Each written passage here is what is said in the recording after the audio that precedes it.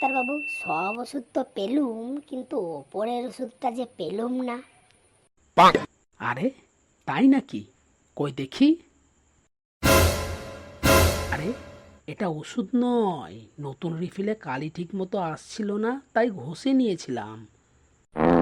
আর জায়গা পেলেন না ডাক্তারবাবু, প্রেসক্রিপশনের ওপরেই ঘুষতে হলো।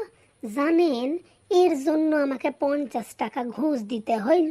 শুধু কি তাই, এক দোকানদার বলল কাল আনিয়ে দেব, অন্য এক দোকানদার তো বলল ওই কোম্পানি নাকি বন্ধ হয়ে গেছে, অন্য কোম্পানির আছে, দেব।